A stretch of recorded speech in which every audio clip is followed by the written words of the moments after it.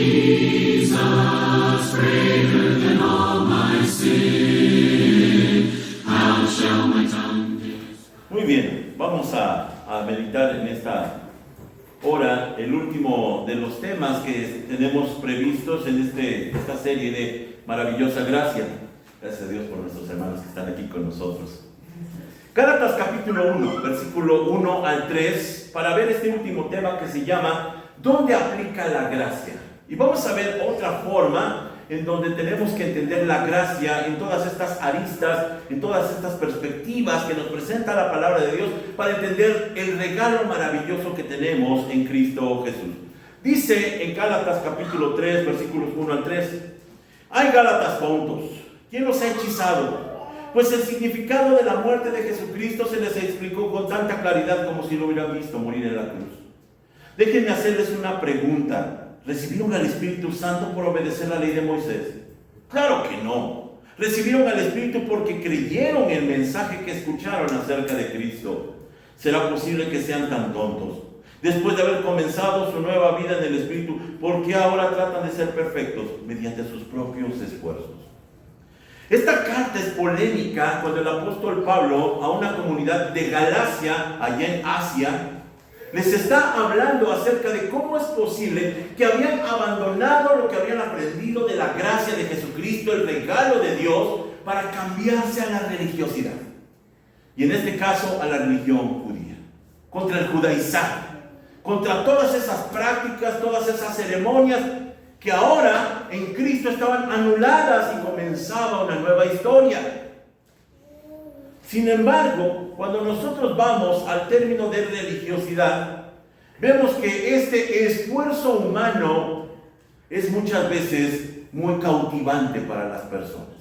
Me puse a investigar acerca de este que podríamos llamar el símil humano de la gracia. Es decir, los humanos también creamos la manera en donde supuestamente la gracia funciona y entonces nosotros nos esforzamos.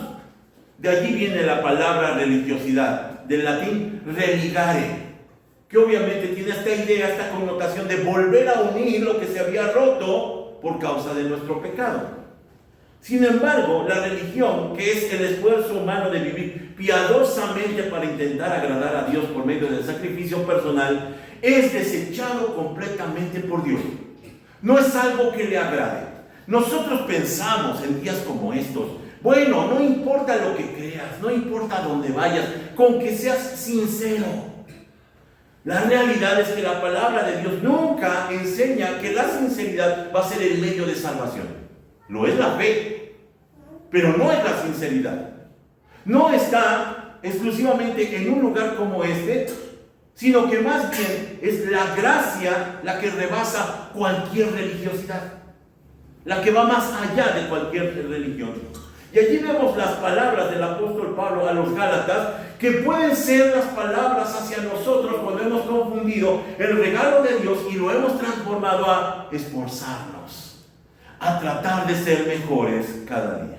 Déjenme presentarles este primer punto que se llama la religión en lugar de la gracia. Vamos a analizarlo de una forma más cercana. Y tenemos que mirar que desde el huerto de Edén, cuando se da esa escena, esa historia antiquísima de la primera pareja, vemos cómo desde allí se promueve la primera religiosidad. Cuando el hombre y la mujer dicen, no estoy de acuerdo con las órdenes de Dios, yo voy a tomar del fruto y voy a tomar en mis manos el destino. Es cuando nosotros decimos, lo haré a mi manera, lo haré a mi forma. No me importa que Dios lo diga así, yo lo voy a hacer de esta manera. Más adelante, según la historia que nos va presentando la Biblia, en Génesis 11, vean, pocos capítulos después, encontramos la edificación de la torre de Babel. Y el pensamiento de ellos es lo que dice el versículo 4. Construyamos una ciudad con una torre que llegue hasta el cielo. Ahora, estas palabras pueden ser inocentes si no miramos el trasfondo de manera correcta. El trasfondo es, queremos salvarnos con nuestros propios medios y llegar hasta el cielo. No vamos a esperar a que Dios baje. Vamos a intentar llegar. Me voy a esforzar, me voy a sacrificar, voy a luchar por encontrar a Dios. Y entonces lo que vemos es que Dios se opone a ellos, los confunde las lenguas, es un tema aparte, porque esa acción, esa actitud le ofende a Dios. Ahora nos preguntamos, ¿por qué le ofendería a Dios el ser buscado? ¿Por qué le ofendería que las religiones alrededor del mundo, ahorita estamos oyendo las campanas del llamado, le ofenden a Dios? ¿Por qué? La respuesta parece que la da Isaías el profeta en su capítulo 64 cuando dice, miren, dice, todos somos como gente impura. Todos nuestros actos de justicia son como trapos de inmundicia. Y está generalizando. No dice, bueno, los judíos no. Bueno, los mexicanos no. No, los estadounidenses son mis favoritos. No, dice que todos somos como gente impura. Y atención, dice que nuestros actos de justicia, es decir, nuestras mejores prendas para Él son nauseabundas, son horribles. Ya hemos hablado de que este pasaje, cuando el profeta Isaías está hablando acerca de esta putrefacción de vestidos, está hablando, por supuesto, de este aspecto de los que no tenían esta enfermedad, se me fue la lepra, los que eran leprosos. Imagínense lo que significaba esos vestidos, esas vendas, que las compara Dios con lo que nosotros hacemos y somos. Así que lo primero que entendemos es que estos actos buenos que nosotros podemos hacer por Dios, para Dios son abominables. Hay un pasaje muy interesante cuando el Señor Jesús está hablando con sus enemigos y entonces Él hace una metáfora, hace una comedia, podríamos decir, de aquella parte en donde en el tiempo final están reclamando los religiosos y dicen, Señor, nosotros expulsamos demonios, nosotros hablamos en tu nombre, hicimos muchas cosas, y Él les dice, no los conozco. Pero añade algo más, hacedores de maldad.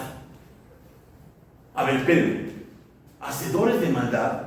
Ellos acaban de hablar de puras cosas buenas, exorcizar demonios, predicar la palabra, pero para Dios eso es maldad. ¿Por qué? Porque nosotros somos malos, porque nosotros no tenemos esta calidad, y aquí nos damos cuenta entonces que todas nuestras buenas obras están manchadas por causa del pecado. Y allá tenemos que decir que el pecado no es lo que hacemos, el pecado es lo que somos. Nosotros somos la ofensa a Dios. No es lo que hacemos, nosotros somos la ofensa a Dios. Así que Dios no puede aceptar nada que nosotros quieramos entregarle, la manera como le quieramos buscar. Dios demandó a su pueblo obediencia muy al inicio de su historia, cuando estaban allí en el desierto, cuando se estaban constituyendo recientemente como el pueblo, la nación de Dios, la nación de Israel, les demandó santidad. Y dice en Levítico 19:2, en esto se sintetiza el llamado de Dios. Dice, sean santos porque yo, el Señor, su Dios, soy santo. Así de simple. Sean santos. De tal manera que entonces las personas, tratando de cumplir con la ley, tratando de cumplir con la moralidad, cuando se dieran cuenta poco a poco de que no es posible, ellos entonces comenzaran a solicitar a Dios misericordia. Dios, no puedo, dame gracia, porque no puedo cumplir. Así que los mandamientos están puestos allí, pero no podemos cumplirlos. Y esto es porque nosotros de ninguna manera podemos cumplir con los mandamientos del Señor. Miren lo que dice en Romanos 8:30, este pasaje en donde el apóstol Pablo está explicando. Dice, pues nadie llegará jamás a ser justo ante Dios por hacer lo que la ley demanda, en caso de que lo cumpliera. La ley sencillamente nos muestra lo pecadores que somos. ¿Por qué la ley demuestra los pecadores que somos? Porque no la podemos cumplir. Porque es imposible para nosotros. Porque estamos nosotros negados, limitados, imposibilitados a cumplir cualquier ley. Ahora, y entonces la pregunta es, ¿y quién podrá cumplirlo? Obviamente, Dios. Dios es el único que puede cumplir con sus exigencias. El Señor Jesús, cuando está hablando en el Sermón del Monte, en Mateo capítulo 5, Él dice estas palabras dignas de poner atención. Dice, no malinterpreten la razón por la cual he venido. No vine para abolir la ley de Moisés o los escritos de los profetas. Al contrario, vine para cumplir sus propósitos. Aquí me detengo un momento. Cuando está diciendo esto, es importante ver que el único que puede cumplir con la ley, ojo, es Cristo. No dice que vamos a cumplir la ley, dice que Él la va a cumplir. ¿Ya se dio cuenta? Sigo leyendo. Dice, les digo la verdad, hasta que desaparezcan el cielo y la tierra, no desaparecerá ni el más mínimo detalle de la ley de Dios hasta que su propósito se cumpla. Entonces, si no hacen caso al más insignificante mandamiento y les enseñan a los demás a hacer lo mismo, serán llamados los más insignificantes en el reino del cielo. Pero el que obedece las leyes y las enseña será llamado grande en el reino del cielo. Me detengo otra vez. ¿Se da cuenta de lo que está diciendo? Dice que hay dos tipos de personas. Unos que no pueden obedecer y son llamados insignificantes. Pero hay otro tipo de persona que sí obedece y dice que no solamente las obedece, sino que enseña la ley de Dios y es llamado el más grande del reino del cielo. ¿Quién es? Es Cristo. Nadie puede obedecerlo, es Él. Y está diciendo, es el más grande del reino del cielo. Termino leyendo, les advierto. A menos que su justicia supere a la de los maestros de la ley religiosa y a la de los fariseos, nunca entrarán en el reino del cielo. Las personas más morales de ese momento son las que van hasta la cabeza y dicen, bueno, necesitan superar esa ley para entrar al reino del cielo. Esto es imposible. Así que la religiosidad no es la respuesta adecuada para llegar a Dios. Por más que hablen bonito, por más que se llenen los templos, la verdad es que la religiosidad ofende a Dios. Ofende a Dios. Debemos reconocer entonces, sin embargo, que la religiosidad tiene un gran encanto. Ya lo estábamos diciendo. Tiene un gran encanto. La religiosidad tiene un gran encanto. Vean que usted al templo más de moda en este momento, sea cristiano, sea católico, sea de los testigos de Jehová, se llenan. Y uno piensa, ¿y por qué aquí no? La respuesta es, la religiosidad tiene encanto. Nos gusta sentirnos cómodos, sentirnos importantes. La religiosidad disfraza a quien practica de piedad y de rectitud. Allí los vemos diciendo, mira nada más, aunque los conocemos, y es el usurero de la colonia, y es el que transa y defrauda en la tiendita de la esquina, pero allí están y se sientan hasta enfrente, acaban de entregar un gran ramo de rosas y ellos dicen, yo soy un ejemplo de virtud y de moral. Les encanta sentirse así. Así en esos lugares, en las iglesias cristianas también. Hay montones de gente que se sienten tan especiales y hasta publican en su celular aquí adorando a Dios. Porque le da estatus, porque le da reconocimiento. Pero Jesús se opuso a estos soberbios religiosos. Pero Jesús obviamente los rechaza, los repudia, porque ellos no buscan adorar a Dios, sino que solamente buscan ganar respeto y admiración de los que los observan, aunque estén fingiendo, por supuesto. Él les dijo en Mateo 6, otra vez, el sermón del monte, tengan cuidado. No hagan sus buenas acciones en público para que los demás los admiren, porque perderán la recompensa de su Padre que está en el cielo. Cuando le des a alguien que pasa necesidad, no hagas lo que hacen los hipócritas que tocan la trompeta en las sinagogas y en las calles para llamar la atención a sus actos de caridad.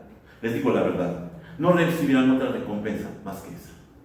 Ahora está de moda poner un celular enfrente de uno y hacer actos de caridad. Ya tienen su recompensa. Tal vez tienen likes, tal vez tienen economía, no sé, pero ya tienen su recompensa. Pero dice, Dios no los va a reconocer. A Dios no le impresiona. A Dios no le gustan esos actos religiosos que nosotros podemos tener. Ahora, va un paso más allá, porque el Señor más adelante les recrimina a ellos mismos, ya en Mateo 23, y dice de forma tremenda, son como sepulcros blanqueados.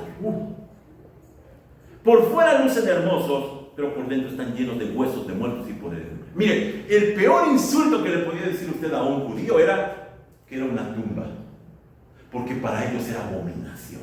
No podían, blanqueaban los sepulcros para no pisarlos y no contaminarse. Así que los ponían bonitos, les ponían piedras, yo no sé qué les ponían.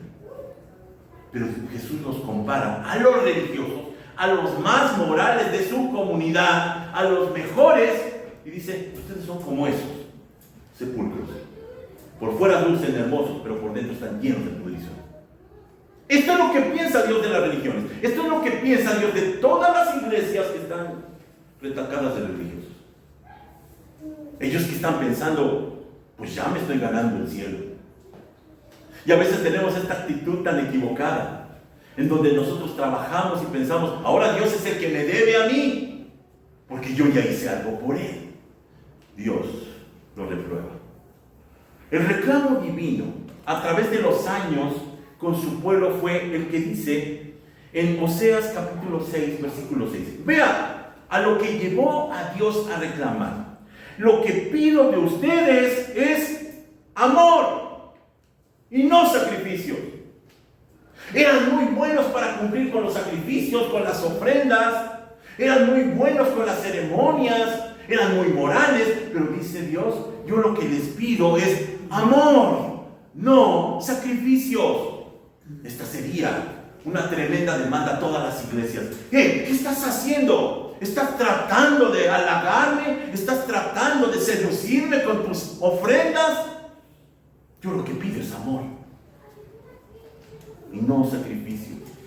¿Por qué no quieres sacrificio? Porque ella puso un sacrificio, el mayor sacrificio, la cruz de Cristo. Ya no hay mejor sacrificio. Ay, es que voy a sacrificar mi dinero, mi tiempo, voy a ir y voy a sacrificar. Dios no quiere eso. Si usted viene aquí va a ser por amor, debe de ser por amor, no por sacrificio. No vaya a ser que esté el pastor molestando y digan, ya voy a ir para que no esté ahí molestando. Debe de ser por amor, porque Dios espera un amor agradecido, que obviamente va a abundar en buenas obras, no para ganar su aprobación, porque en Cristo ya fuimos aprobados, ya fuimos aceptados en el amado, sino para honrar con nuestra vida a Dios reflejando a Cristo. Dios no está esperando nuestras buenas obras obligadas o religiosas, sino nuestra fe y nuestro amor. Déjeme poner este ejemplo. ¿Qué haría mi hermana Alicia si llegara su esposo Javier con un bellísimo ramo? ¿Cuál es su flor favorita? Las rosas. Las rosas. Un ramo de rosas gigante. Y llega hasta ella mi hermano Javier y le dice, Alicia, te doy esto, porque es mi obligación como esposo darte este ramo. ¿Lo aceptaría ella con agrado? Miren cómo estamos llegando delante de Dios en muchas ocasiones. Vengo a ti, Dios, para que pues no estés molestando. Vengo a ti, Dios, pues para cumplirte.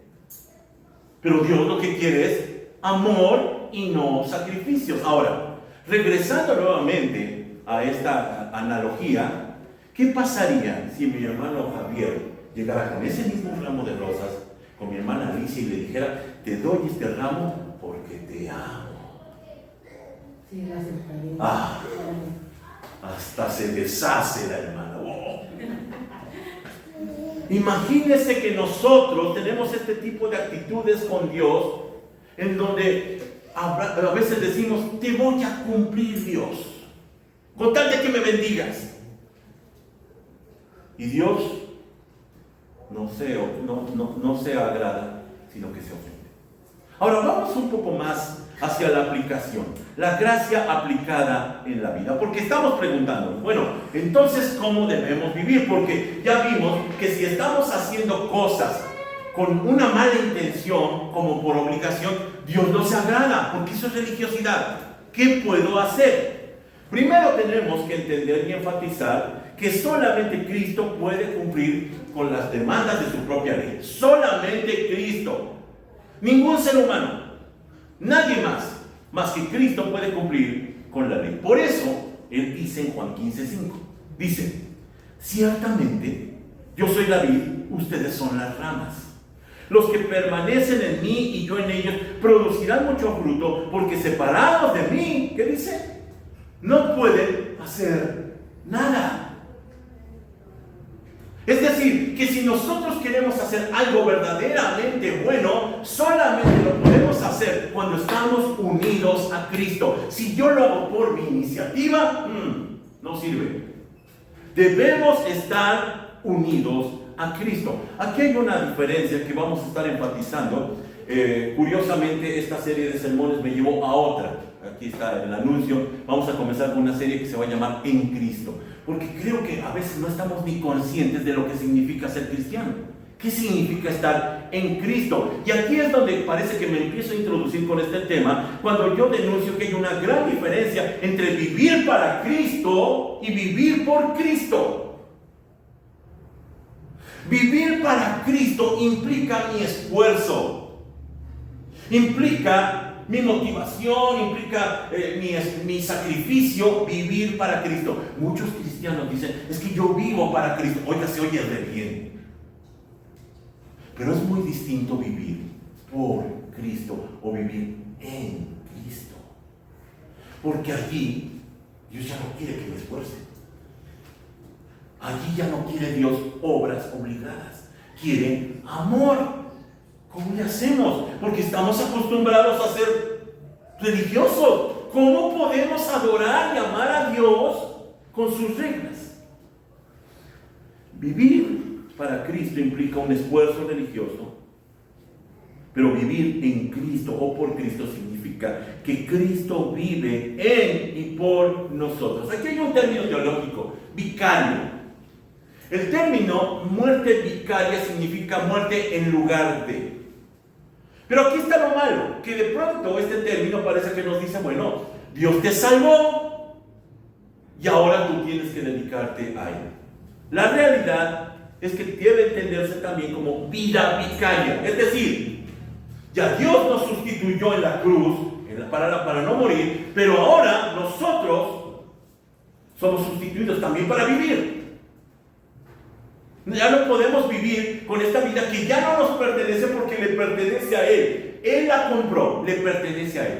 Y Él tiene que definir cómo se tiene que vivir. Cristo no solamente murió para que tuviéramos una eternidad con Él, sino para que viviéramos plenamente. Ojo, vivir plenamente. ¿Qué es eso? ¿Cómo podemos vivir plenamente? El Señor Jesús responde en Juan 10:10. Léalo conmigo en voz alta. Dice, yo he venido para que tengan vida y para que la tengan en abundancia. Ahí está. Más que vivir por vivir, para tener una vida en abundancia. Y escuche, la única manera de vivir plenamente es a través de Cristo. Porque Él dijo, yo soy el camino, la verdad y la vida. La única forma de vivir plenamente es vivir en Cristo. John Piper, uno de los escritores que en ocasiones yo consulto, dice que nosotros somos muy poco ambiciosos cuando se trata de esta vida y nos conformamos con cualquier tontería, con el alcohol, con el adulterio, con el consumismo. Nos conformamos con eso, cuando no hemos descubierto el enorme gozo que significa vivir en Cristo. Lo desconocemos. ¿Qué es eso? ¿Cómo se vive así? Porque cuando yo viva de esa manera, voltearé a ver el alcohol, el adulterio y el consumismo y diremos, no, pues no voy a perder el tiempo en eso. Ya descubrí lo que es el verdadero gozo, la verdadera vida en abundancia. Así que, por eso viene esta serie. ¿Qué es eso? Tenemos que responder, tenemos que saber. Dice el apóstol Pablo en Romanos capítulo 6, hablando de este tema, pues si fuimos injertados en Cristo, y mire, está hablando de la misma forma de Juan 15:5, cuando Él murió, de la misma manera participamos con Él en su resurrección.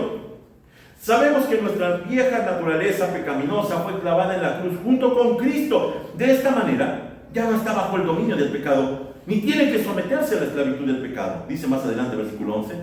Así también, ustedes, considérense muertos a la vieja naturaleza pecadora y vivan para Dios unidos a Cristo Jesús nuestro Señor. Ahí está la respuesta. Nos cuesta un poco de trabajo entenderlo, pero ahí está la respuesta. Vamos a analizar. Dice el apóstol Pablo que que como morimos juntamente con Cristo, ahora ya no tenemos por qué estar sufriendo con toda esta carga de pecado que siempre estamos acostumbrados. Ahora dice, tenemos que vivir como resucitados, muertos para el pecado, muertos al viejo hombre, a lo que estábamos hechos, lo que estábamos acostumbrados, pero vivos en Cristo, una nueva criatura, una nueva creación. Ya comenzó, ya es palpable, ya lo estamos viviendo. El apóstol Pablo lo completa con lo que dice en Gálatas 2:20. Este pasaje lo conocemos. Dice, estoy crucificado con Cristo y ya no vivo yo, es Cristo quien vive en mí. Muerto al pecado, eso es lo que decimos en el bautismo. Muerto al pecado, resucitados a una vida nueva. Ya no puedo seguir viviendo igual. Tengo que crucificar a este personaje que por cierto es un insepulto y que sabe, tiene la manera de siempre resucitar. Cuando tiene la posibilidad inmediatamente sale y respondemos, decimos y nos ponemos. Tiene que morir para que entonces Cristo viva y lo podamos vivir y lo podamos ver.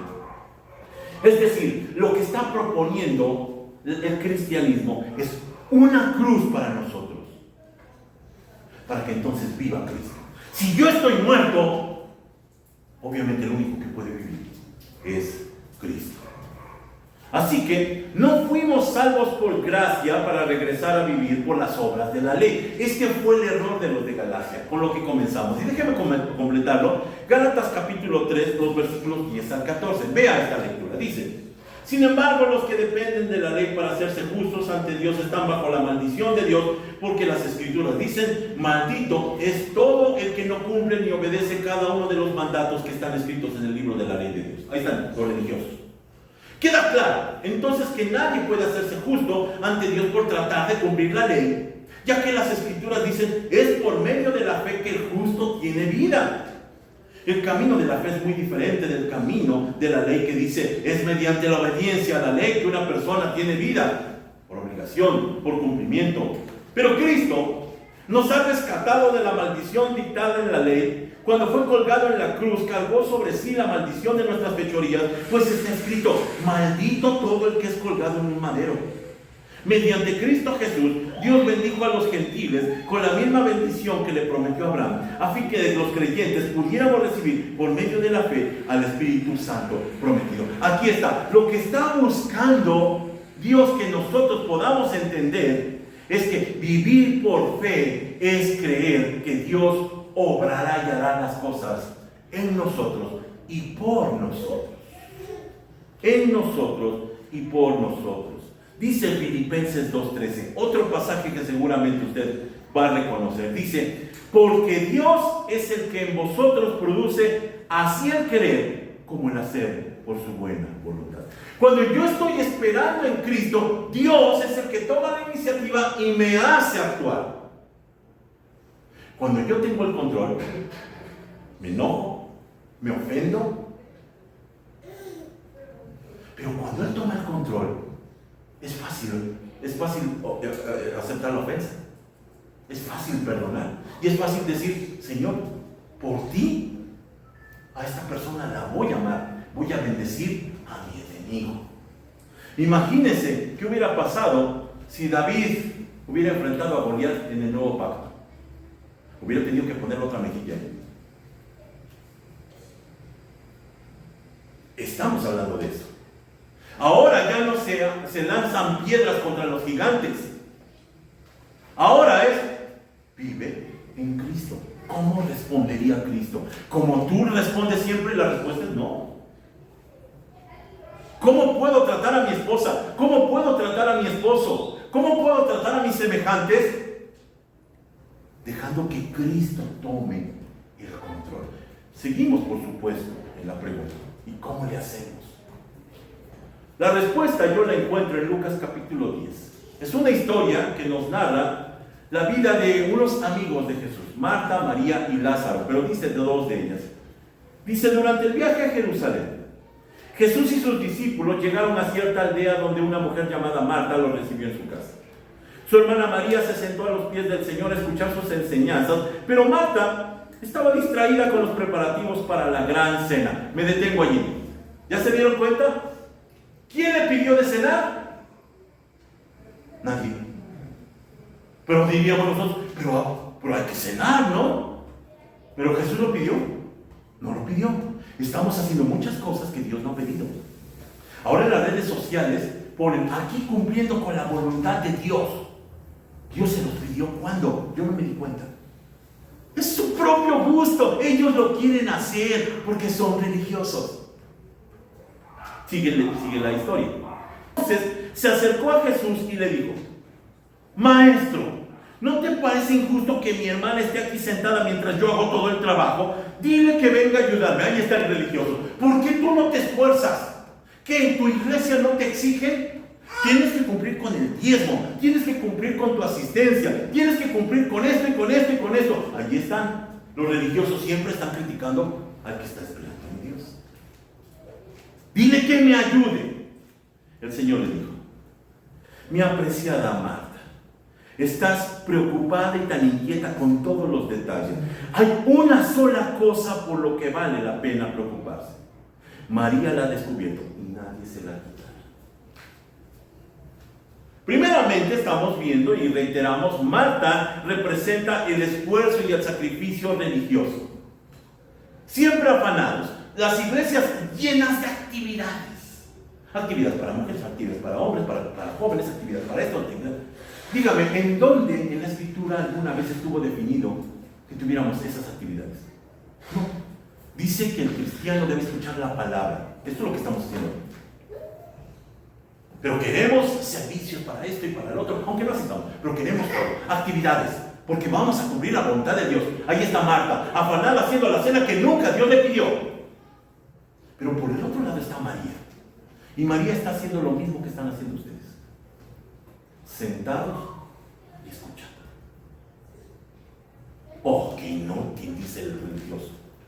¿Cómo estás ahí? Hasta el mismo Arjona creo que dice: deja, hermano, de leer la Biblia todo el día.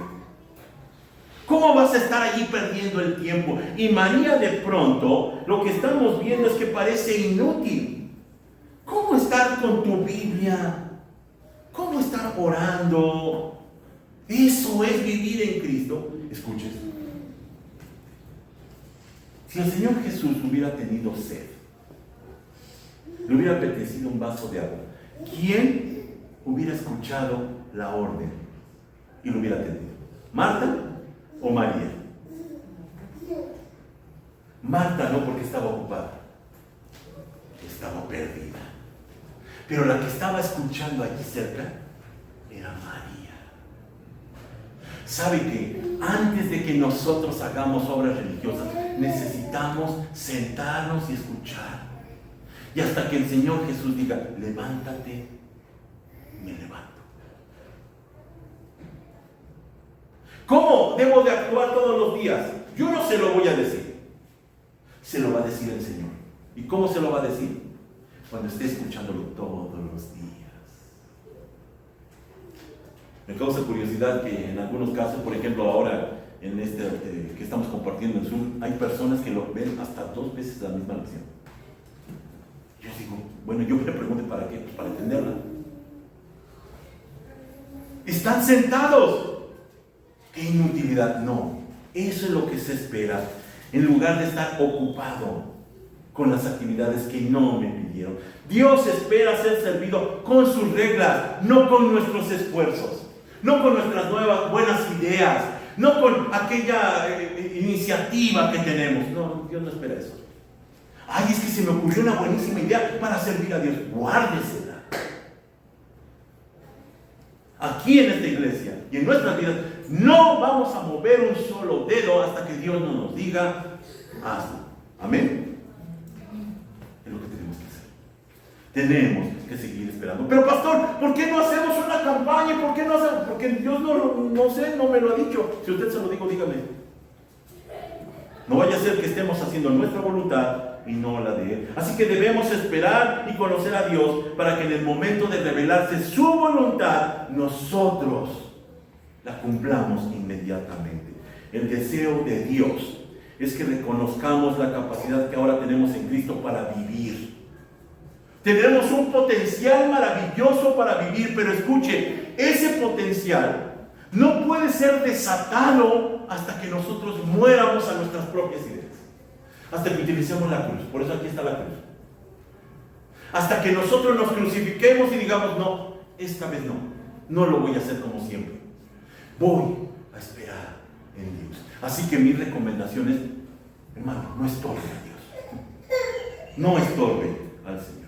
Déjeme concluir entonces. Y con esto estoy cerrando estos 5 temas y como ya estoy anunciando, abro el camino para la nueva serie de En Cristo que vamos a estar analizando. Dios no desea nuestros esfuerzos religiosos, sino nuestra confianza en Él. Amén. Eso es lo que quiere. Confía. Pero es que, ¿qué voy a hacer? Siéntate y espera. Cumple nada más con lo básico. Ora, lee la palabra. Después Dios nos dirá qué hacer. Aquí hay 3 pasajes para cerrar que nos pueden ejemplificar lo que tenemos que hacer. El Salmo 37:4. Léalo conmigo en voz alta. Dice: deleítate en el Señor y Él te concederá los deseos de tu corazón. Para que se concedan los deseos de nuestro corazón, primero tenemos que deleitarnos en Dios. Ahora, aquí está la trampa. Cuando yo me deleito en Dios, los deseos del corazón cambian. Ya no quiero irme a emborrachar,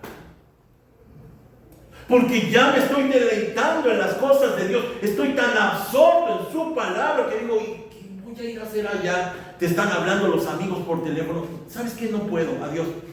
Me deleito en Él y los anhelos del corazón cambian. Segundo pasaje, Éxodo 14:14. Léalo conmigo. El Señor mismo peleará por ustedes, solo quédense tranquilos. Esto se les dijo a los israelitas cuando venía el ejército de Faraón antes de que cruzaran el Mar Rojo. Y Moisés les dijo, bueno, ustedes quédense quietos, no peleen, nos van a matar. Esa es la orden del Señor. No hagan nada. Esa es la gracia. Ese es el reposo de Dios. Ya no te esfuerzas. Es que yo estaba acostumbrado a que iba y subía y bajaba y tocaba. Ya no. Espera en Dios. De Él es la batalla. Último pasaje. Mateo 5:16. Léalo conmigo. De la misma manera, dejen que sus buenas acciones brillen a la vista de todos, para que todos alaben a su Padre Celestial. Ahora, aquí parece haber una contradicción.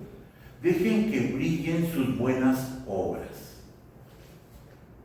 Pregunta: ¿las buenas obras de quién? ¿Las nuestras o las de Cristo? Las buenas obras que tienen que brillar y que alaban al Padre Celestial son las obras de Cristo. Uno de esos mitos, lo he escuchado mucho a veces hasta de los pastores, es que yo soy un consentido de Dios. ¿Sabe quién es la única persona que agrada verdaderamente a Dios? Aquel que se le dijo, este es mi Hijo amado, en Él tengo complacencia, y su nombre es Cristo. Si usted quiere agradar a Dios, no vaya en sus propias fuerzas, no vaya en su propio nombre, vaya en el nombre de Cristo. Y cuando Dios ve a Cristo, dice, por supuesto que me alabas, por supuesto que me agradas, por supuesto que te acepto, porque voy en el nombre de Cristo. Las buenas obras que alaban al Señor y que acepta el Señor son las obras de Cristo. Gloria a Dios, porque ya empieza a haber luz, porque ya me empiezo a dar cuenta. Entonces no se trata de lo que yo haga, ni bueno ni malo, ojo, es de lo que Cristo hizo, lo que hizo en la cruz y lo que sigue haciendo en mi vida, como empujándome por su palabra. Antes maldecía, pero dice en su palabra que ya no con palabras deshonestas, voy a cumplir. Lo voy a hacer. Entonces, ¿quién lo está haciendo? ¿Lo está haciendo usted? ¿Se está esforzando usted? ¡No! Es Cristo que está cambiando nuestra mente, está renovando nuestro entendimiento. Ya estoy caminando sobre los otros sermones que vamos a comenzar. Cualquier intento de honrar al Señor por iniciativa humana solo lo ofende. Cuando sea Dios quien realice en nosotros grandes cosas, Dios será glorificado. Cuando el día de mañana Dios empiece a levantarnos y ponga un sentir en nuestro corazón y diga, ¿sabe qué, hermano? Ya no puedo. Ya no puedo. Yo no quisiera. Casi siempre lo decimos así. Yo no quisiera. Pero voy a pasar a tocar. Bueno, siempre cuando toque. Ya no puedo. Porque simplemente el Señor puso en mi corazón que yo pase a dirigir. Que yo pase a predicar. En ese momento, Dios se va a glorificar de manera gloriosa. No porque a mí se me ocurrió, sino porque Dios lo puso en mi corazón. Les vuelvo a invitar. Dentro de 8 días comenzaremos con esta serie. Paso por paso iremos viendo cuál es nuestra identidad en Cristo. ¿Qué significa estar en Cristo? Oremos. Padre, te agradecemos entonces por tu palabra. Te agradecemos, Señor, por tu instrucción. Te pedimos que sigas llenando nuestros ojos con tu sabiduría. Que haya más luz, Señor. Te pedimos, haya más luz para mirar lo que estábamos haciendo mal y que miremos a Cristo haciendo el bien en nosotros. Te pedimos, Dios, que te manifiestes en estos hijos tuyos para que tu nombre sea glorificado. Gracias te damos, Señor, por tu dulce amor y por ese tiempo en Cristo Jesús. Amén.